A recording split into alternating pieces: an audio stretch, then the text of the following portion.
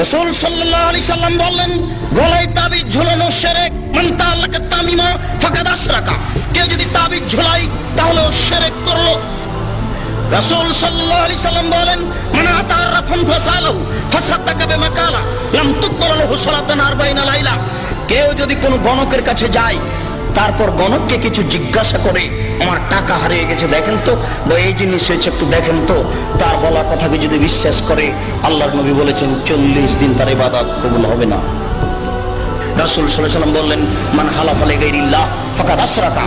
কেউ যদি আল্লাহ ব্যতীত অন্যের নামে কসম খায় তাহলে শিরক করলো। কেউ যদি আল্লাহ ব্যতীত অন্যের নামে কসম খায় তাহলে শিরক করলো। কেউ যদি দুই চোখের কসম খায় তাহলেও সে মুশরিক। কেউ যদি মায়ের কসম খায় তাহলেও সে মুশরিক। মায়ের কসম খাওয়া যায় না, কোরআন মাজিদে হাত রেখে কসম খাওয়া যায় না, মসজিদে ঢুকে কসম খাওয়া যায় না, ছেলের মাথায় হাত রেখে কসম খাওয়া যায় না। ছেলের মাথায় হাত রেখে কসম খাওয়া শিরক। এইভাবে হাত চালিয়ে ভাগ্য পরীক্ষা করা শিরক। টিয়া পাখির মাধ্যমে ভাগ্য পরীক্ষা করা শিরক। হাতের দাগ দেখে ভাগ্যের কথা বলা শিরক।